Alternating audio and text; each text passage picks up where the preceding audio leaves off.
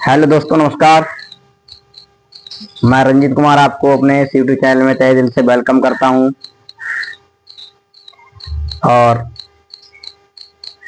काफी दिनों के बाद मैं आज आप लोगों के समक्ष उपस्थित हुआ हूं, क्योंकि अभी मेरा एग्जाम चल रहा था और मैंने जो आपको पढ़ा रखा है पीछे, उसी से संबंधित कुछ मैं सवाल लेकर के चल रहा हूं यहाँ पर। जैसे मैंने आपको जुड़वा आवाज संख्या और सहवाग संख्या और भाज्य संख्या ये क्या होती है सारी की मैंने आपको सिखा दी थी। अब मैं इसी के बारे में आपको सवाल लेकर के चल रहा हूं। जैसे मैं यहाँ पर एक सवाल लिख रहा हूं यहाँ पर, जैसे कि पूर्णांक 1 से लेकर मैंने पहला सवाल लिखा यहाँ पर, पूर्णांक 1 से लेकर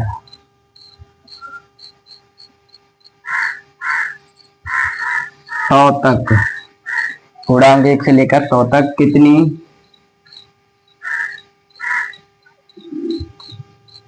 जुड़वा अभाज्य संख्याएं, कितनी जुड़वा अभाज्य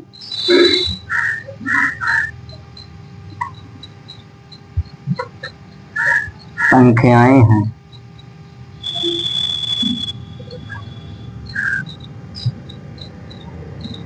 जैसे मैंने यहाँ पे दिया है, ऑप्शन ए में दिया मैंने यहाँ पर 7, ऑप्शन बी में दिया मैंने 6 और ऑप्शन सी में दिया है मैंने यहाँ पर 5, ऑप्शन डी में दिया है मैंने 8। ये मैंने आपको सिखा दिया था कि जुड़वा अभाज्य संख्या क्या होती है। जुड़वा अभाज्य संख्याएं वो संख्याएं होती हैं जो दोनों संख्याएं क्या हो, हमारी अभाज्य संख्याएं हो और उनका डिफरेंस 2 का हो। दोनों की दोनों हमारी क्या हो, अभाज्य संख्या हो और उनका डिफरेंस हमारे बीच का क्या क्या होना चाहिए, 2। तो सवाल कह रहा है कि पूर्णांक 1 से लेकर के 100 तक। तो मैंने आपको पढ़ा रखा है कि 1 से लेकर के 100 तक जुड़वा अभाज्य संख्या हमारी कुल टोटल 8 होती है। कितनी होती है, 8। जैसे यहाँ पे पहली हमारी संख्या होती है 3,5, 5,7, तीसरी होगी हमारी 11,13, चौथी वाली हो जाएगी हमारी 17,19 और पांचवी हो जाएगी हमारी 29,31 और छठी हो जाएगी हमारी 39,41 और अगली हो जाएगी हमारी 41,43। इसमें 2 का अंतर है, ठीक है। इसके बाद हो जाएगी हमारी 1, 2, 3, 4, 5, 6, 7, 8,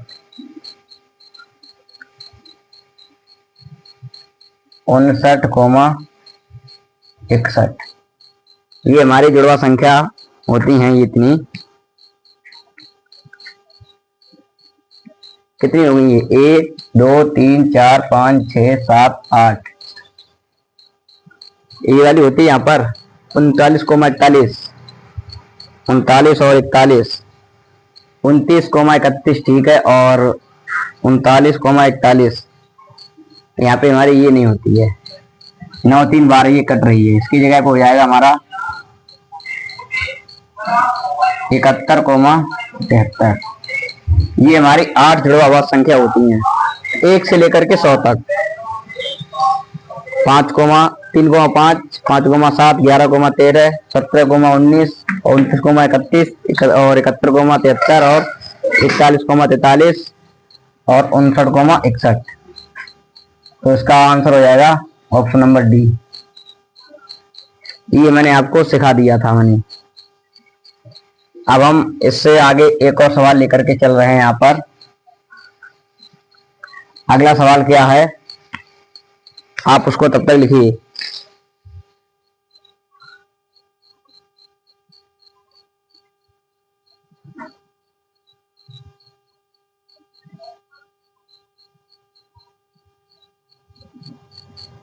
जैसे यहाँ पे दिया है नेक्स्ट सवाल,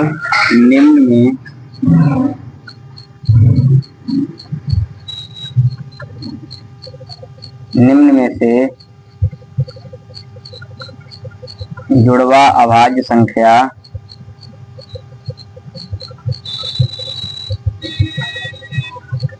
कौन सी है?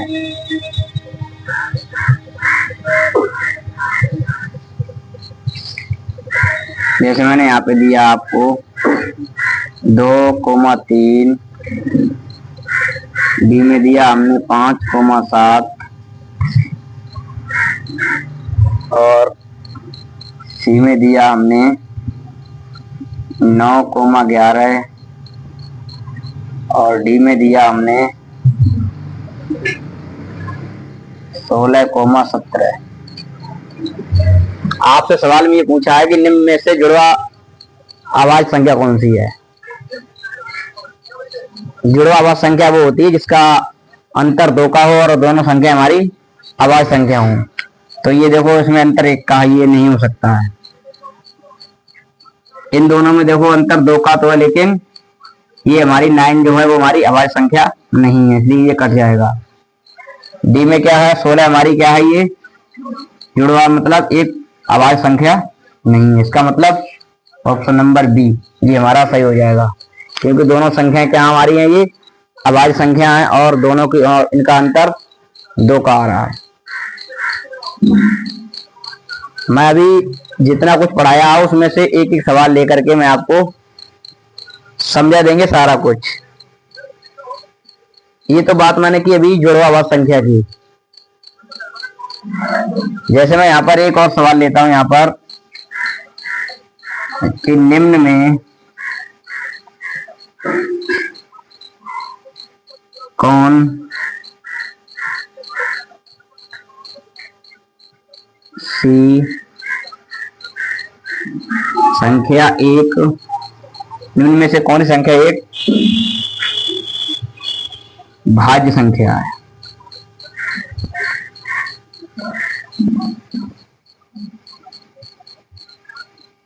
जैसे यहाँ पे दिया हमने 1, ऑप्शन नंबर बी में दिया हमने 2, ऑप्शन सी में दिया हमने 4, ऑप्शन डी में दिया हमने 6। इनमें से आपसे ये पूछा है कि कौन सी संख्या हमारी वो है अभाज्य संख्या है। अभाज्य संख्या मैंने आपको पढ़ा दी थी पीछे। अभाज्य संख्या वो होती हैं जिसके फैक्टर 2 होते हैं। कहने का मतलब या तो वो स्वयं से कटे और या किसी एक अदर संख्या से 1 से कटे और या स्वयं से कटे, वो हमारी क्या होती है अभाज्य संख्या होती है। एक क्या है हमारा, इसका फैक्टर 1 और 1 ही होगा, मतलब इसका फैक्टर 1 ही हुआ, इसलिए ये हमारा नहीं हो सकता है। डी में क्या होगा, इसका फैक्टर 1 और 2 हो गया, मतलब 2 के हमारे फैक्टर हुए 2 हुए। वो 4 में 1 से कट रहा है, 2 से कट रहा है, 4 से भी कट रहा है। 6 में 1 से कट रहा है, 2 से कट रहा है, 3 से भी कट रहा है। इसका मतलब हमारा ऑप्शन नंबर बी सही हो जाएगा। चलिए ठीक है, आप तब तक यहाँ पर इतना नोट करिए, इससे आगे मैं आपको लेकर के चलेंगे अभी आगे।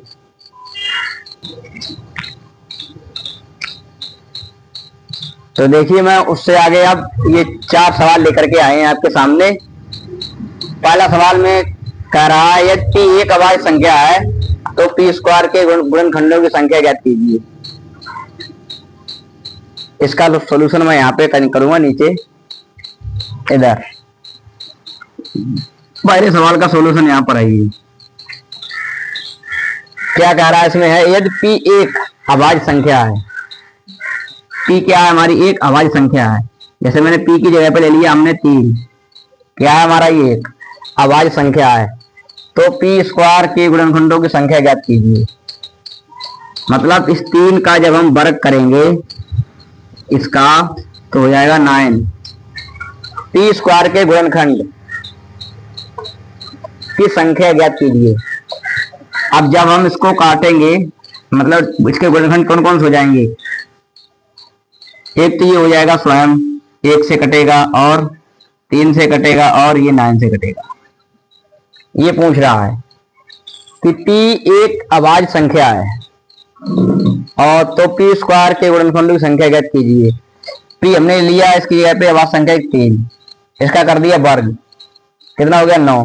अब 9 के पूछा है कि गुणनखंडों की संख्या ज्ञात कीजिए, तो 9 को हमने डिवाइड कर दिया 1 से, 3 से और 9 से, तो कितने हो गए इसके गुणनखंडों की संख्या होगी इसमें 3।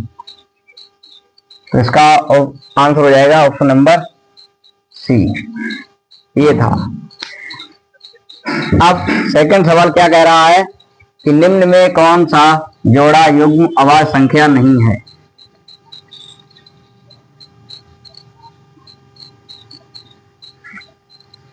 ये मैंने आपको सिखाया था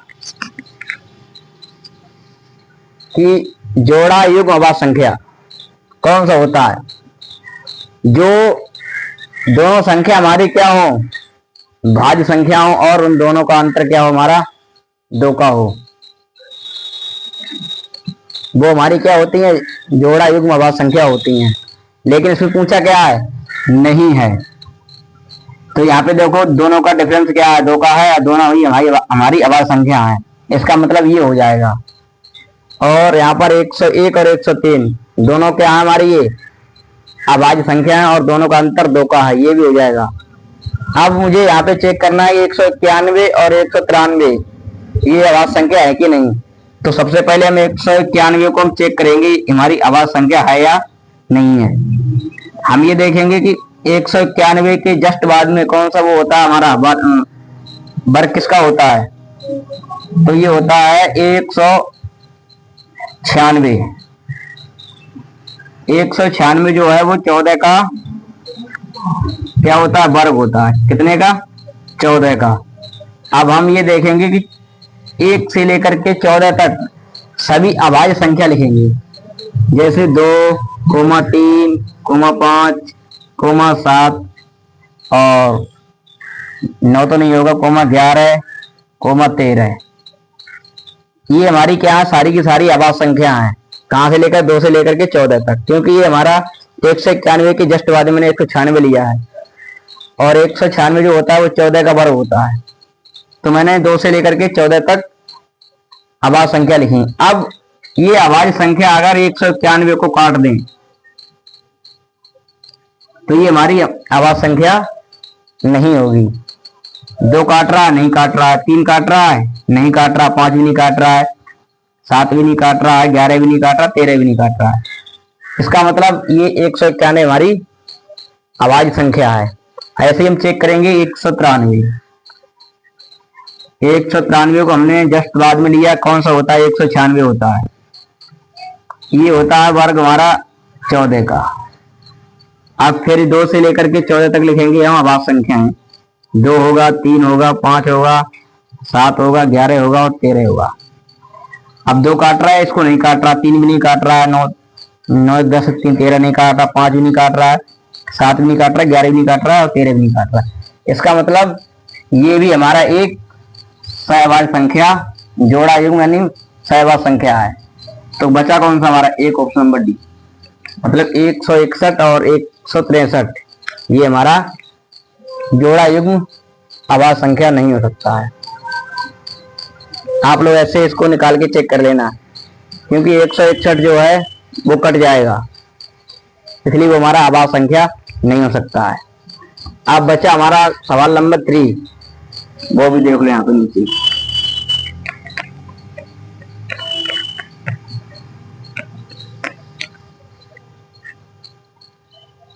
सवाल नंबर 3 क्या बोल रहा है, इसमें यहाँ पे लिखा है एक अभाज्य संख्या में इकाई के स्थान पर अंक x है, इस प्रकार कितने x हो सकते हैं।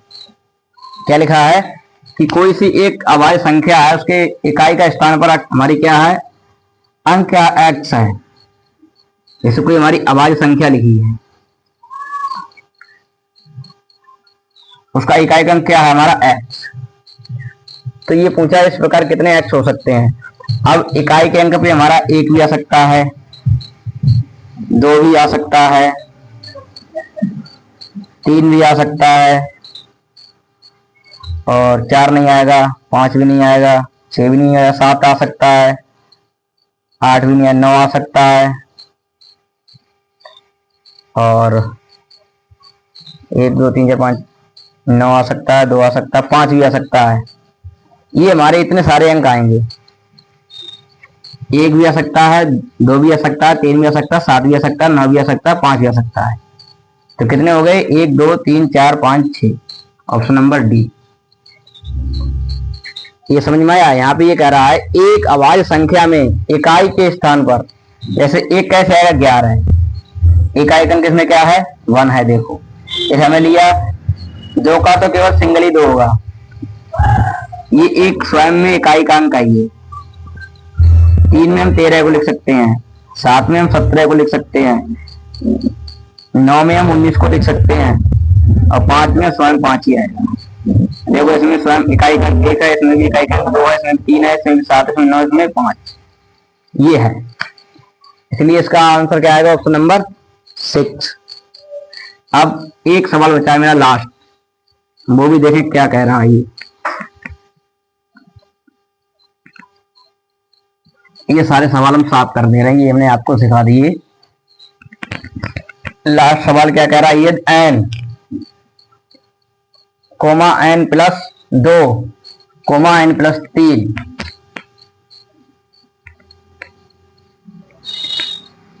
ये मैं आपको जितना पीछे मैंने पढ़ाया उसके उसी में से मैं आपको सवाल करवा रहा हूं। यहाँ पर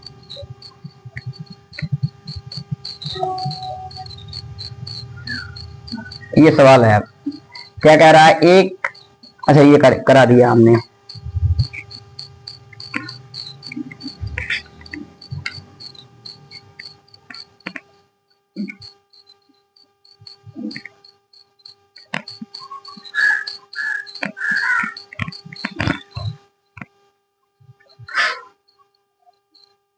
ये बचा है केवल लास्ट सवाल इसमें। यदि n और n प्लस 1 n प्लस 4 अभाज्य संख्या है तो n के लिए संभावित मान ज्ञात कीजिए। ये हमारा क्या लिखा है? ये हमारा एक ट्रिपलेट नंबर लिखा है, और ट्रिपलेट नंबर हमारा एक ही होता है जो 2 2 के डिफरेंस में होता है। देखो इसमें क्या जोड़ा है? 1 जोड़ दिया, मतलब 2, इसमें क्या ऐड किया इन्होंने? 2 किया ऐड, देखो प्लस 2 ऐड किया इसमें, और 2 2 के डिफरेंस में हमारा एक ट्रिपलेट नंबर होता है जो हमारी अभाज्य संख्या होती है, जैसे 3 5 7। यही हमारा एक ट्रिपलेट नंबर होता है जो कि हमारा 2 2 के अंतर पे होता है, और जितने भी आगे अभाज्य संख्या होते हैं वो हमारे एक भी ट्रिपलेट नंबर नहीं होती हैं।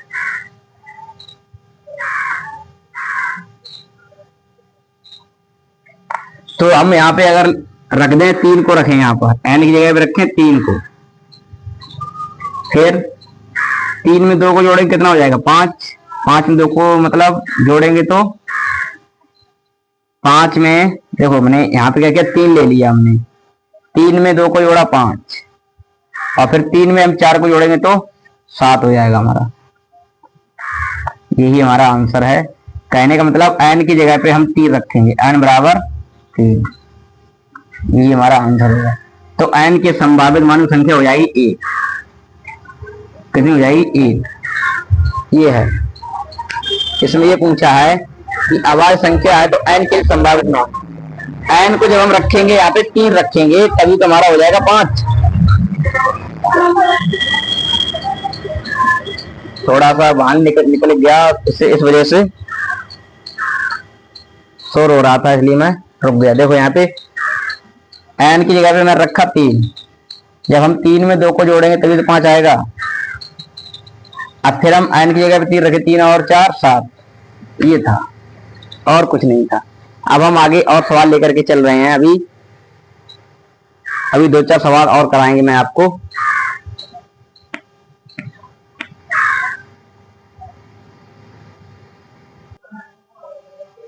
तो यहाँ पे मैंने अब ये 3 सवाल लिए हैं।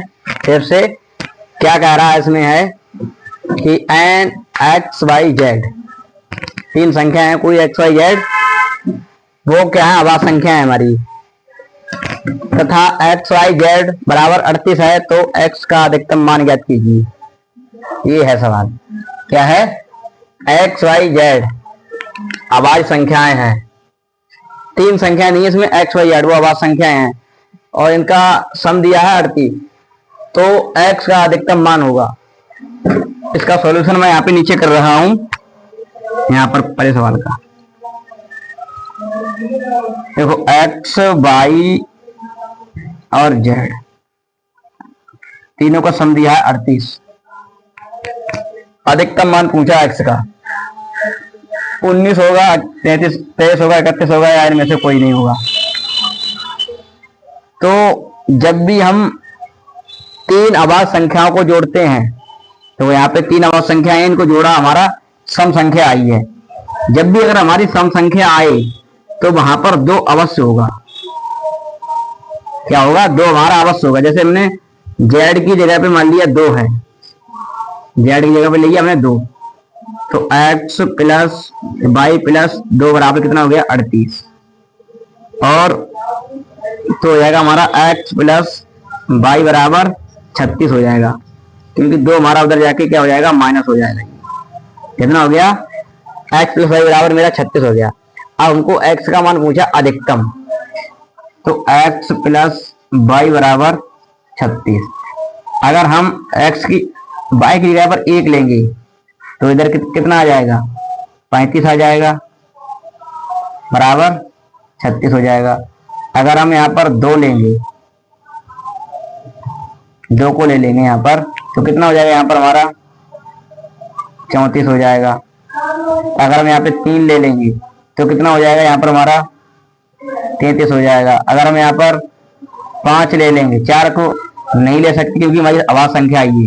4 लेंगे तो वो हमारी 4 अभाज्य संख्या नहीं होगी। 5 लेंगे तो कितना हो जाएगा? 31 हो जाएगा। ये है। तो अधिकतम मान ले सकते हैं हम इसको 31।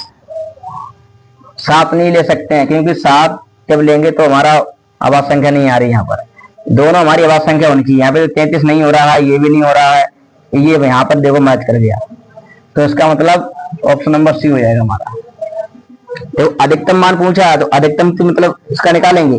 35 नहीं हो सकता है, 34 भी नहीं हो सकता है, 33 नहीं हो सकता है, 31 मेरा क्या है? यहाँ पे ये दोनों देखो अभाज्य संख्याएं हैं, ये देखो दोनों। तो x plus Y plus Z, इन तीनों का मान आ जाएगा।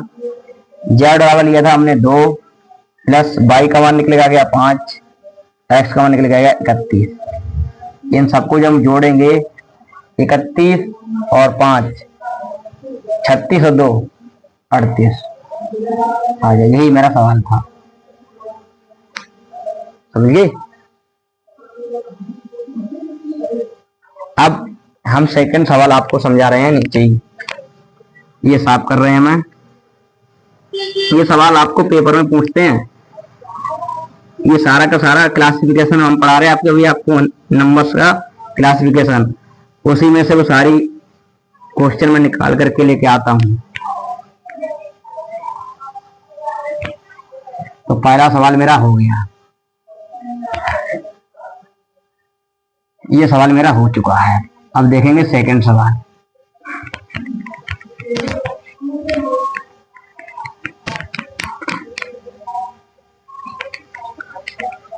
सेकंड सवाल क्या कह रहा है? यदि एन स्क्वायर माइनस 33, इसमें कह रहा है एन स्क्वायर माइनस 33 है और एन स्क्वायर माइनस 31 है, और यहाँ पे दिया है एन स्क्वायर माइनस का 29 है। ये पूछ रहा है एन के संभावित मान पूछ रहा है। अगर हम यहाँ पे 3 ले लें, यहाँ पर 5 ले लें और यहाँ पर 7 ले लें, यही ट्रिपलेट होगा मेरा। 2 का अंतर में हमारा यही एक ट्रिपलेट होता है। देखो 29, 2 31, 31 और 33, 2 के डिफरेंस में हमारा एक ही नंबर आता है, 3 5 7, ये ट्रिपलेट नंबर होता है। अगर हम यहाँ पे एन स्क्वायर माइनस 33 बराबर 3 रखें तो कितना हो जाएगा? ये एन स्क्वायर बराबर 36 हो जाएगा। जब 36 हो जाएगा तो हम इसको लिख सकते हैं एन बराबर प्लस माइनस रूट 36। जब हम इसका स्क्वायर हटाएंगे तो ये एन बराबर प्लस माइनस बराबर 36 हो जाएगा। तो हम जब एन का मान निकालेंगे तो प्लस माइनस में 6 आएगा। मतलब एन के मान 2 हो सकते हैं, या प्लस भी हो सकता है 6 का और माइनस भी हो सकता है 6 का। ये दोनों मान हो सकते हैं। इसका मतलब इसके संभावित मान 2 हो जाएगा। ऑप्शन नंबर बी ये है। अब हम देख रहे हैं सवाल नंबर तीसरा। ये सारा कुछ पढ़ा दिया मैंने पीछे आपको, वीडियो में सब कुछ पढ़ा रखा मैंने पीछे आपको।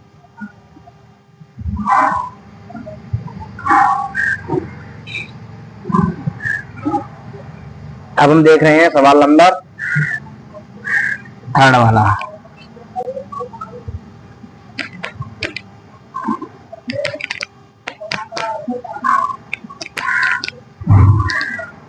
ये लिखा है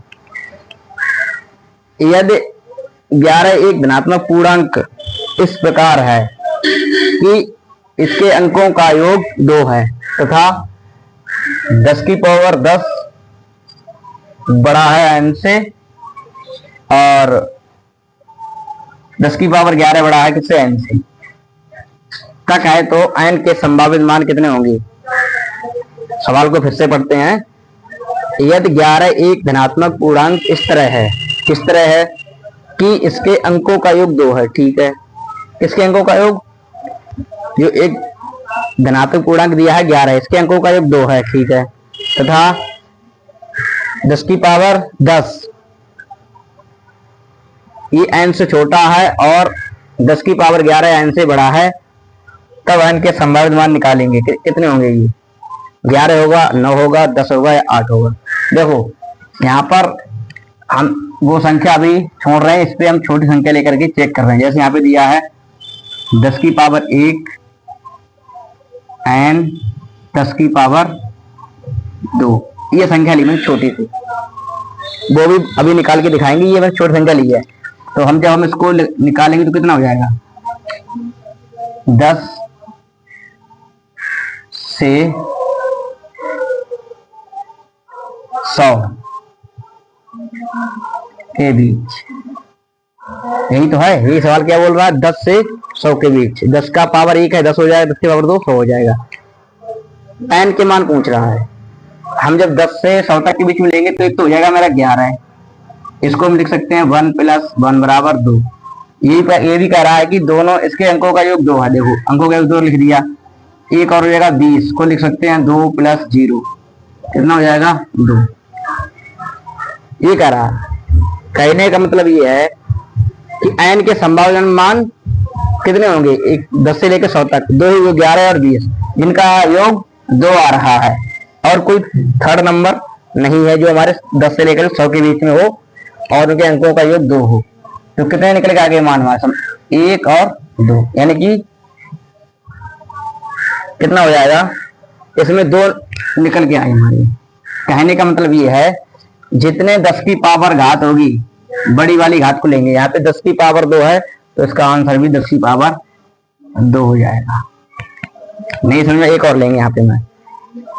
जैसे हमने लिया 10 की पावर 2 एंड 10 की पावर 3, इसको हम लिख सकते हैं 100 एंड 1000।